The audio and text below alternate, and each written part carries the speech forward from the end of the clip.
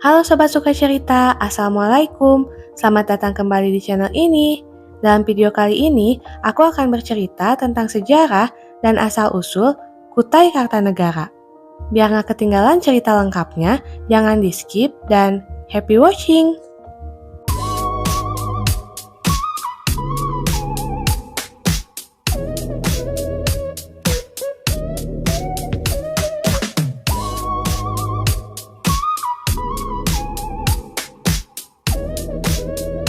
Kerajaan Kutai Kartanegara berdiri pada awal abad ke-13 di daerah yang bernama Jahitan Layar atau Kutai Lama.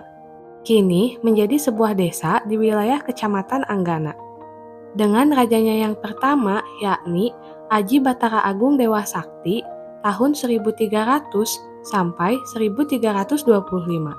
Kerajaan ini disebut dengan nama Kute dalam Kakawin Nagara Kertagama tahun 1365, yaitu salah satu daerah taklukan di negara bagian Pulau Tanjung Nagara oleh Patih Gajah Mada dari Majapahit. Pada abad ke-16, Kerajaan Kutai Kartanegara di bawah pimpinan Raja Aji Pangeran Sinum Panji Mendapa berhasil menaklukkan Kerajaan Kutai Kuno atau disebut pula Kerajaan Kutai Martapura yang terletak di Muara Kaman. Raja Kutai Kartanegara pun kemudian menamakan kerajaannya menjadi Kerajaan Kutai Kartanegara ing Martapura sebagai peleburan antara dua kerajaan tersebut. Pada abad ke-17, agama Islam yang disebarkan Tuan Tunggang Parangan diterima dengan baik oleh Kerajaan Kutai Kartanegara yang saat itu dipimpin Raja Mahkota. Lebih seabad kemudian, sebutan raja diganti dengan sebutan sultan. Sultan Aji Muhammad Idris tahun 1735 sampai 1778 merupakan Raja Kutai Kartanegara pertama yang menggunakan gelar sultan. Dan kemudian sebutan kerajaan pun berganti menjadi Kesultanan Kutai Kartanegara ing Martapura. Menurut Hikayat Banjar dan Kutowaringin, negeri Kutai merupakan salah satu tanah di atas angin yang mengirim upeti kepada Maharaja Suryanata, Raja Banjar Hindu di negara Dipa pada abad ke-14 hingga kerajaan ini digantikan oleh Kesultanan Banjar. Sekitar tahun 1620, Kutai berada di bawah pengaruh Kesultanan Makassar. Perjanjian VOC dan Kesultanan Banjar tahun 1635 menyebutkan VOC membantu Banjar untuk menaklukkan Pasir dan Kutai kembali. Dengan demikian, sejak tahun 1636, Kutai diklaim oleh Kerajaan Banjar sebagai salah satu vasalnya karena Banjarmasin sudah memiliki kekuatan militer yang memadai untuk menghadapi serangan Kesultanan Mataram yang berambisi menaklukkan seluruh Kalimantan dan sudah menduduki wilayah Sukadana pada tahun 1622. Sebelumnya, Banjarmasin merupakan vasal Kesultanan Demak atau penerus Majapahit. Tetapi semenjak runtuhnya Demak pada tahun 1548, Banjarmasin tidak lagi mengirim upeti kepada pemerintahan di Jawa. Sekitar tahun 1638, sebelum perjanjian Bungaya, Sultan Makassar atau Goa Talo meminjam Pasir serta Kutai, Berau, dan Kerasikan atau Kepulauan Sulu atau Banjar Kulon sebagai tempat berdagang kepada Sultan Banjar Mustain Billah atau Mahrum Panembahan dan berjanji tidak akan menyerang Banjarmasin.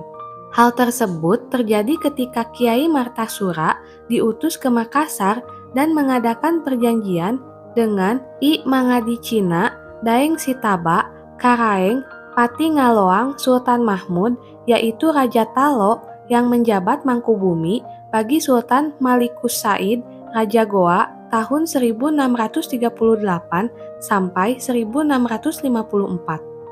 Tahun 1747, VOC mengakui Pangeran Tamjidulo I sebagai Sultan Banjar, padahal yang sebenarnya dia hanyalah Mangkubumi.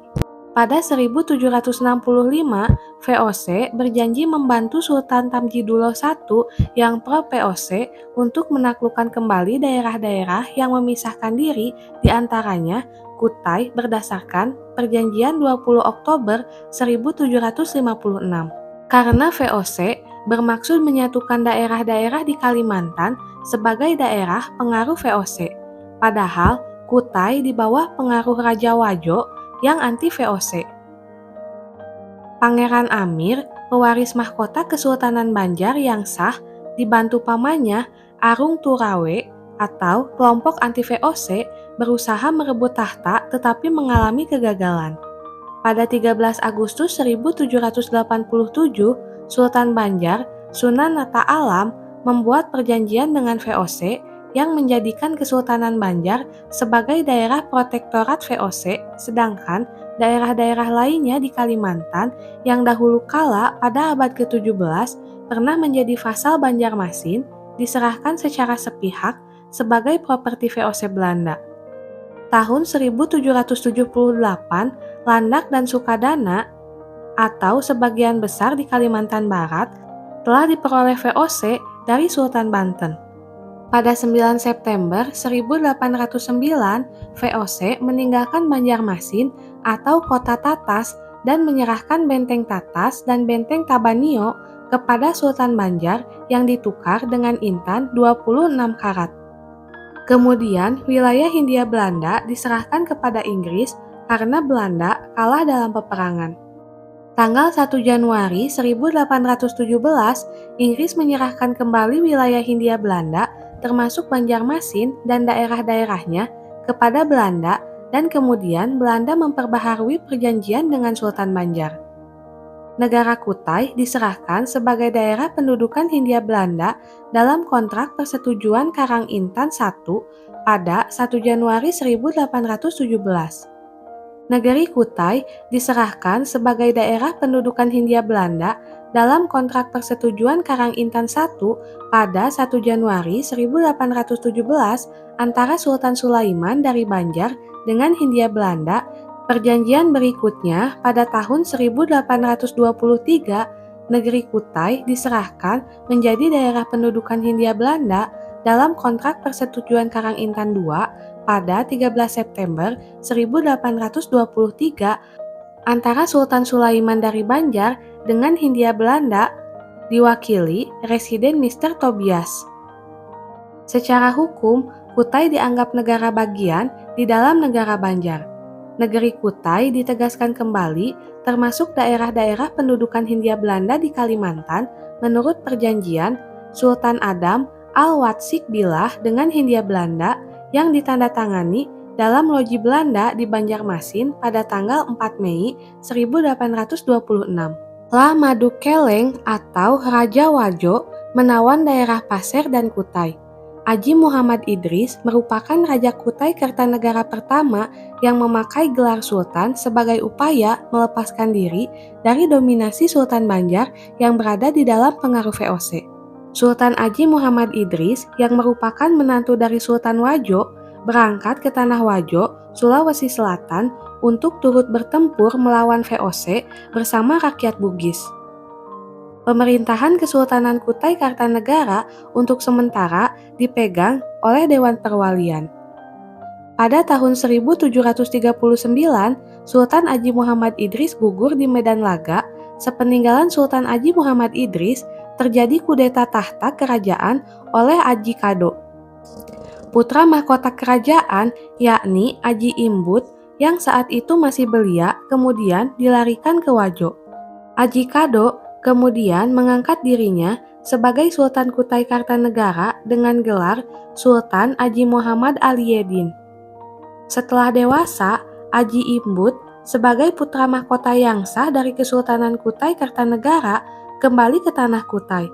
Oleh kalangan Bugis dan kerabat istana yang setia pada mendiang Sultan Aji Muhammad Idris, Aji Imbut mengangkat diri sebagai Sultan Kutai Kartanegara dengan gelar Sultan Aji Muhammad Muslihuddin yang dilaksanakan di Mangkujenang.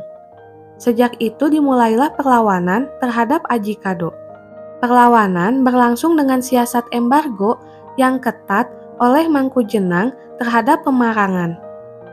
Armada bajak laut Sulu terlibat dalam perlawanan ini dengan melakukan penyerangan dan pembajakan terhadap pemarangan. Tahun 1778, Aji Kado meminta bantuan VOC namun tidak dapat dipenuhi. Pada tahun 1780, Aji Imbut berhasil merebut kembali ibu kota Pemarangan dan secara resmi mendabalkan diri sebagai Sultan Kutai Kertanegara ing Martapura ke-15 dengan gelar Sultan Aji Muhammad Muslihuddin di Istana Kesultanan Kutai Kertanegara. Aji Kado sendiri dijatuhi hukuman mati dan dikuburkan di Pulau Jembayan. Aji Imbut memindahkan ibu kota Kesultanan Kutai Kertanegara ke tepian Pandan pada tanggal 28 September 1782. Perpindahan ini dilakukan untuk menghilangkan pengaruh kenangan pahit masa pemerintahan Aji Kado dan Pemarangan dianggap telah kehilangan tuahnya. Nama tepian Pandan kemudian diubah menjadi Tangga Arung yang berarti rumah raja. Lama-kelamaan Tangga Arung lebih populer dengan sebutan Tenggarong dan tetap bertahan hingga kini. Pada tahun 1838, Kesultanan Kutai Kertanegara dipimpin oleh Sultan Aji Muhammad Salehuddin I setelah Sultan Aji Muhammad Muslihuddin mangkat pada tahun tersebut. Lalu, pada tahun 1844, ada dua buah kapal dagang pimpinan James Erskine Murray asal Inggris memasuki perairan Tenggarong. Murray datang ke Kutai untuk berdagang dan meminta tanah untuk mendirikan pos dagang serta hak eksklusif untuk menjalankan kapal uap di perairan Mahakam. Namun, Sultan Aji Muhammad Salehuddin I mengizinkan Murray untuk berdagang hanya di wilayah Samarinda saja. Murray kurang puas dengan tawaran Sultan ini. Setelah beberapa hari di perairan Tenggarong, Murray melepaskan tembakan meriam ke arah istana dan dibalas oleh pasukan kerajaan Kutai. Pertempuran pun tak dapat dihindari. Armada pimpinan Murray akhirnya kalah dan melarikan diri menuju Laut Lepas. 5 orang terluka dan 3 orang tewas dari pihak armada Murray dan Murray sendiri termasuk di antara yang tewas tersebut.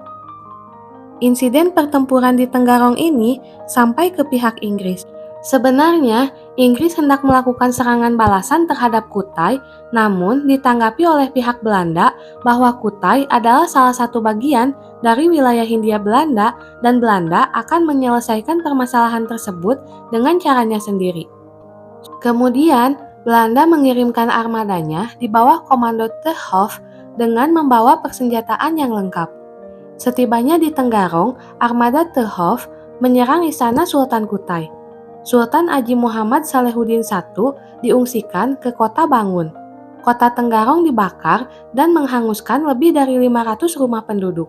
Kesultanan Kutai Kartanegara akhirnya kalah dan takluk pada Belanda. Pada tanggal 11 Oktober 1844, Sultan Aji Muhammad Salehuddin I harus menandatangani perjanjian dengan Belanda yang menyatakan bahwa Sultan Kutai mengakui pemerintahan Hindia Belanda dan mematuhi pemerintah Hindia Belanda di Kalimantan yang diwakili oleh seorang residen yang berkedudukan di Banjarmasin. 5 tahun setelah ditetapkan sebagai Sultan pada tahun 1850, Sultan Haji Muhammad Sulaiman memegang tampuk kepemimpinan Kesultanan Kutai Kartanegara ing Martapura secara penuh. Dalam beberapa catatan pejabat Belanda, ia dikenal sebagai seorang sultan yang cerdas dan piawai dalam berpolitik. Pada tahun 1853, pemerintah Hindia Belanda menempatkan J. Wager sebagai asisten residen di Samarinda.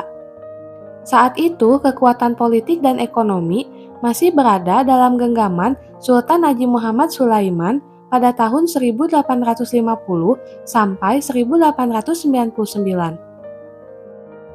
Dalam tahun 1853, penduduk Kesultanan Kutai berjumlah 100.000 jiwa.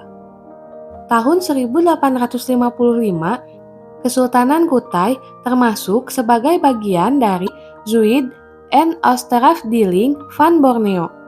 Pada tahun 1863, Kerajaan Kutai kembali mengadakan perjanjian dengan Belanda. Dalam perjanjian itu disepakati bahwa Kerajaan Kutai Kartanegara menjadi bagian dari pemerintahan Hindia Belanda.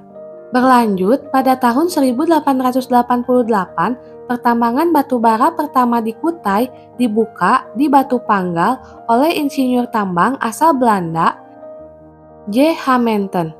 Manton juga meletakkan dasar bagi eksploitasi minyak pertama di wilayah Kutai. Kemakmuran wilayah Kutai pun tampak semakin nyata sehingga membuat Kesultanan Kutai Kartanegara menjadi sangat terkenal pada masa itu. Royalti atas pengeksploitasian sumber daya alam di Kutai diberikan kepada Sultan Sulaiman. Tahun 1899, Sultan Sulaiman wafat dan digantikan putra mahkotanya, Aji Muhammad, dengan gelar Sultan Aji Muhammad Alimuddin. Setahun kemudian, wilayah Hulu Mahakam ini diserahkan kepada Belanda dengan kompensasi sebesar 12.990 gulden per tahun kepada Sultan Kutai Kartanegara. Sultan Alimuddin hanya bertahta dalam kurun waktu 11 tahun saja. Dia wafat pada tahun 1910. Berhubung pada waktu itu, putra mahkota, Aji Kaget, masih belum dewasa. Tampuk pemerintahan Kesultanan Kutai Kartanegara kemudian dipegang oleh Dewan Perwalian yang dipimpin oleh Aji Pangeran Mangkunegoro. Pada tanggal 14 November 1920, Aji Kaget dinobatkan sebagai Sultan Kutai Kartanegara dengan gelar Sultan Aji Muhammad Parikesit. Namun hal ini juga banyak mengalami kontroversi karena ada beberapa kerabat tidak setuju dengan pengangkatan Aji Muhammad Parikesit tersebut. Hal ini dikarenakan anggapan bahwa Aji Pangeran Sumantri I yang sebenarnya berhak diangkat menjadi Sultan Kutai. Dalam beberapa media juga disebutkan bahwa pengangkatan Aji Muhammad Parikesit dikarenakan kedua saudaranya telah meninggal. Hal inilah yang mengundang banyak kontroversi dari berbagai pihak. Menurut cerita, yang seharusnya menjadi raja adalah anak dari permaisuri. Dan permaisuri tidak harus istri pertama karena terkadang permaisuri diangkat menurut status kedudukan orang tuanya. Namun hal itu hanya peraturan kerajaan. Berbeda dengan hukum Islam, jadi Aji Muhammad Parikesit adalah pemegang tahta yang sah yang mendapat dukungan dari mayoritas masyarakat Kutai pada saat itu. Karena pada saat itu sempat dilakukan semacam permintaan dukungan dari masyarakat terhadap kedua orang calon raja tersebut. Sejak awal abad ke-20, ekonomi Kutai berkembang dengan sangat pesat sebagai hasil pendirian perusahaan Borneo Sumatra Trade Co. Pada tahun-tahun tersebut, kapital yang diperoleh Kutai tumbuh secara mantap melalui surplus yang dihasilkan setiap tahunnya. Hingga pada tahun 1924, Kutai telah memiliki dana sebesar 3.280.000 gulden, jumlah yang sangat fantastis untuk masa itu. Tahun 1936, Sultan Aji Muhammad Parikesit mendirikan keraton baru yang megah dan kokoh yang terbuat dari bahan beton. Dalam kurun waktu 1 tahun, istana tersebut selesai dibangun dan diresmikan pada awal tahun 1938. Ketika Jepang menduduki wilayah Kutai pada tahun 1942, Sultan Aji Muhammad Parikesit selaku Sultan Kutai harus tunduk pada Tenohei-ka, Kaisar Jepang. Jepang memberi Sultan gelar kehormatan Ko dan menyebut Kesultanan Kutai sebagai Kutai Koti. Mengetahui bahwa militer Jepang telah melakukan pembantaian terhadap rakyat beserta para sultan, raja, dan keluarganya di Kalimantan Barat pada tahun 1943 sampai 1944, Sultan Aji Muhammad Parikesit memutuskan untuk bekerja sama dan menuruti segala kebijakan pemerintahan pendudukan Jepang demi menghindari terjadinya hal yang sama pada keluarga, kesultanan, dan rakyat Kutai. Indonesia merdeka pada tahun 1945. 2 tahun kemudian, Kesultanan Kutai Kartanegara dengan status daerah swapraja masuk ke dalam negara Kalimantan Timur bersama-sama daerah kesultanan lainnya seperti Bulungan, Sambaliung, dan Gunung Tabur dengan membentuk Dewan Kesultanan. Setelah pengakuan kedaulatan Indonesia pada 27 Desember 1949, Kutai masuk ke dalam Republik Indonesia Serikat. Pada tahun 1950, Kutai menjadi bagian dari Keresidenan Kalimantan Timur yang selanjutnya dinaikkan statusnya menjadi Provinsi Kalimantan Timur. Daerah Swapraja Kutai pada masa itu diubah menjadi Daerah Istimewa Tingkat 2 Kutai yang merupakan daerah istimewa setingkat kabupaten berdasarkan Undang-Undang Darurat Nomor 3 Tahun 1953. Pada tahun 1959, berdasarkan Undang-Undang Nomor 27 Tahun 1959 tentang pembentukan daerah-daerah tingkat 2 di Kalimantan, wilayah daerah istimewa Kutai dipecah menjadi 3 daerah tingkat 2, yakni yang pertama, daerah tingkat 2 Kabupaten Kutai dengan ibu kota Tenggarong, yang kedua, daerah tingkat 2 Kota Praja Balikpapan, yang ketiga, daerah tingkat 2 Kota Praja Samarinda. Pada tanggal 20 Januari 1960, bertempat di Gubernuran Samarinda, Aji Pangeran Tumenggung Pranoto yang menjabat sebagai Gubernur Kalimantan Timur atas nama Menteri Dalam Negeri Republik Indonesia melantik dan mengangkat sumpah 3 kepala daerah untuk ketiga daerah Swantantra hasil pemekaran dari ex-daerah istimewa tingkat 2 Kutai, yakni yang pertama Aji Raden Padmo sebagai Bupati Kabupaten Kutai. Yang kedua, Kapten Sujono sebagai Wali Kota Kota Praja Samarinda. Yang ketiga, Aji Raden Sayyid Muhammad sebagai Wali Kota Kota Praja Balikpapan. Sehari kemudian, pada tanggal 21 Januari 1960 dan bertempat di Balairung Keraton Kutai Tenggarong diadakan sidang khusus DPRD Daerah Istimewa Kutai. Inti dari acara ini adalah serah terima pemerintahan dari Kepala Daerah Istimewa Kutai yaitu Sultan Aji Muhammad Parikesit kepada Aji Raden Padmo sebagai Bupati Kepala Daerah Tingkat 2 Kutai, Kapten Sujono, Wali Kota Samarinda, dan Aji Raden Sayyid Muhammad, Wali Kota Balikpapan. Pemerintahan Kesultanan Kutai Kartanegara di bawah Sultan Aji Muhammad Parikesit berakhir dan dia pun hidup menjadi rakyat biasa. Hingga pada tahun 1999, Bupati Kutai Kartanegara, Syaukani Hasan Rais, berniat untuk menghidupkan kembali Kesultanan Kutai Kartanegara ing Martapura. Dikembalikannya Kesultanan Kutai ini bukan dengan maksud untuk menghidupkan feodalisme di daerah, namun sebagai upaya pelestarian warisan sejarah dan budaya Kerajaan Kutai sebagai kerajaan tertua di Indonesia. Selain itu, dihidupkannya tradisi Kesultanan Kutai Kartanegara adalah bentuk mendukung sektor pariwisata Kalimantan Timur dalam upaya menarik minat wisatawan Nusantara maupun mancanegara. Bupati Kutai Kartanegara bersama putra mahkota Kutai, Haji Aji Pangeran Prabu Anom Surja Adiningrat, menghadap Presiden Abdurrahman Wahid di Binagraha, Jakarta untuk menyampaikan maksud tersebut. Presiden Abdurrahman Wahid menyetujui dan merestui dikembalikannya Kesultanan Kutai Kartanegara kepada keturunan Sultan Kutai, yakni putra mahkota Haji Aji Pangeran Prabu. Setahun kemudian, putra mahkota Kesultanan Kutai Kartanegara, yaitu Haji Aji Pangeran Prabu Anom Surya Adiningrat, dinobatkan menjadi Sultan Kutai Kartanegara dengan gelar Sultan Haji Aji Muhammad Salehuddin II.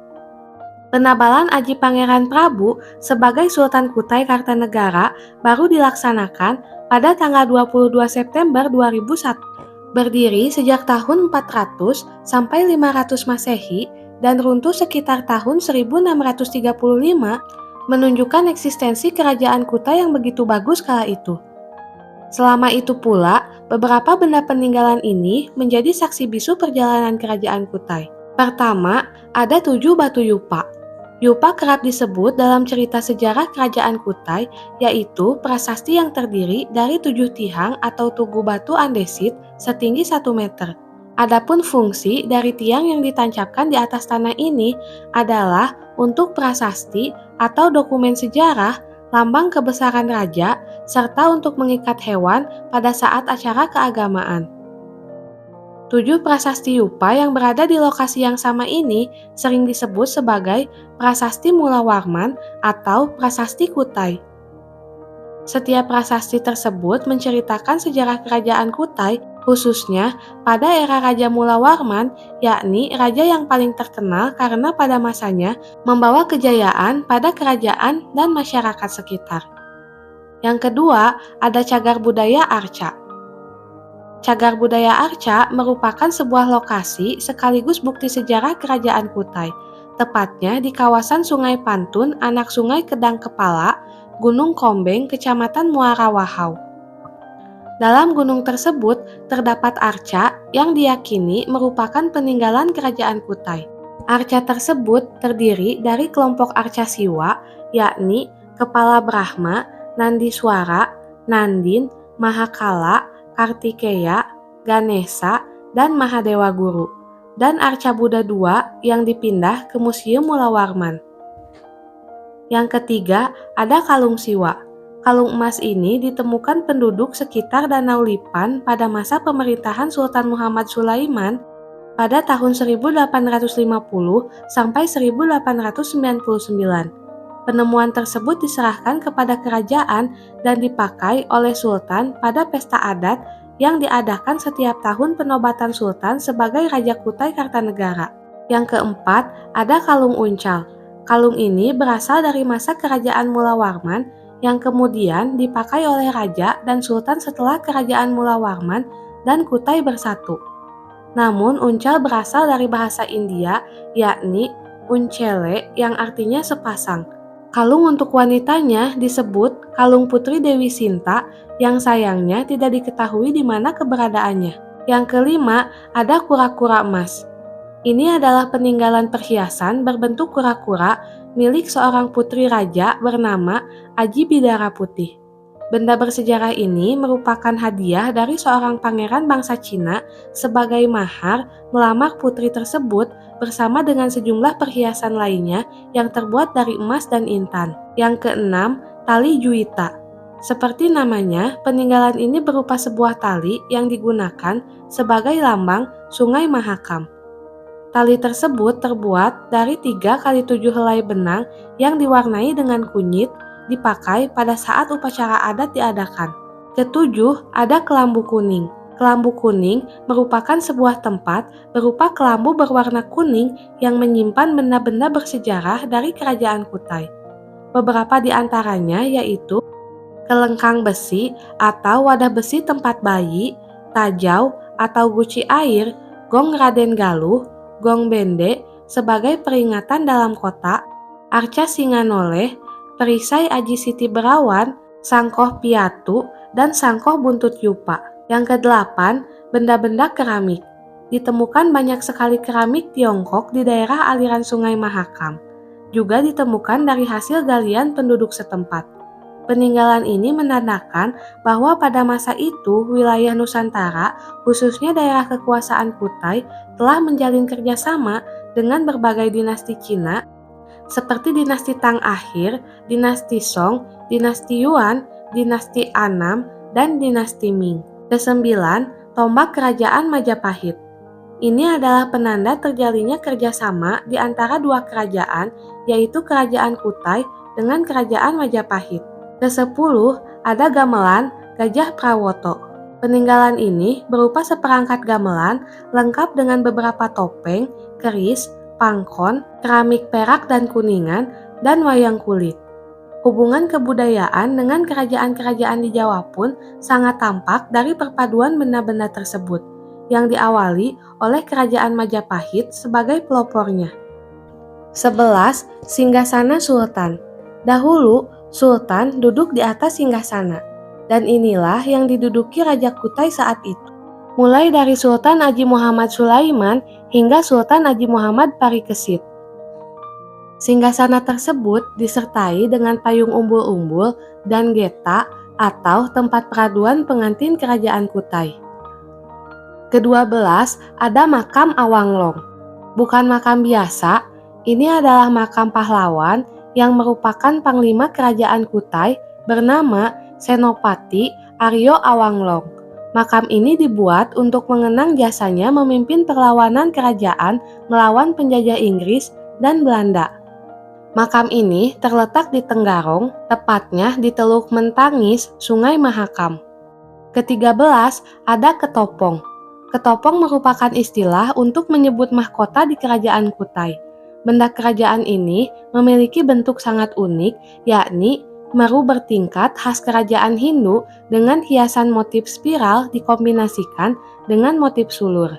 Lalu di belakangnya terdapat Garuda mungkur dengan motif bunga, burung, dan kijang. Serta tak luput terdapat hiasan batu permata yang cukup mendominasi keindahan Ketopong. Ke-14 ada pakaian kebesaran. Selain mahkota, kerajaan Kutai meninggalkan busana kerajaan yang disebut dengan pakaian kebesaran. Model pakaian tersebut seperti menggabungkan budaya Jawa dan Eropa, menjadikannya unik dan sempurna sebagai busana raja. Bukan sekedar simbol raja, busana menggambarkan makna yang mendalam tentang kehidupan manusia dalam bermasyarakat. Baju kebesaran tenun merupakan yang paling indah, menyerupai mantel dari kain satin berwarna putih dengan aksen motif emas. Terdapat bulu mengelilingi pinggir baju. Yang lainnya, yakni baju kebesaran beskap berupa jas hitam dengan corak geometris dan flora di sekujur depan baju, kerah hingga bagian kanan dan kiri. Tentu saja corak-corak tersebut terbuat dari emas.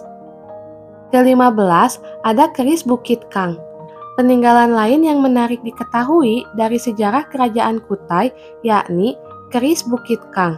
Ini adalah benda pusaka keramat yang diturunkan secara turun-temurun sampai pada masa kerajaan Islam yang kemudian ditempatkan di Museum Mula Warman. Keris tersebut sama halnya dengan busana kebesaran dan ketopong, yakni dianggap suci karena merupakan bagian dari benda-benda penobatan Raja Kutai. Terakhir, ada meriam. Berikut merupakan peninggalan berupa meriam berbentuk tabung berukuran besar, digunakan untuk senjata melawan musuh pada saat kerajaan Kutai memerintah. Beberapa meriam peninggalannya yaitu: pertama, meriam gentar bumi dan meriam sapu jagat. Digunakan oleh Aji Keji Pati Jayaprana ketika tragedi menyerang Muara Kaman. Kedua, meriam Aji Entong buatan VOC dipakai untuk melawan musuh di Muara Terantang, Kecamatan Anggana. Ketiga, meriam seri gunung dipakai untuk menyerang musuh bangsa Inggris dan Belanda di Tenggarong. Itulah tadi sejumlah peninggalan kerajaan Kutai yang menarik dan beberapanya bisa kalian temukan di Museum Mula Warman. Itulah sejarah panjang Kutai Kartanegara yang dapat aku ceritakan dalam video ini. Semoga setelah mengetahui cerita ini, kita lebih menghargai sejarah kerajaan Kutai yang turut berperan dalam mengembangkan sejarah Indonesia. Sebelumnya mohon maaf apabila ada kesalahan, jangan lupa support selalu channel ini dengan cara like, komen, share sebanyak-banyaknya, dan subscribe. Bye!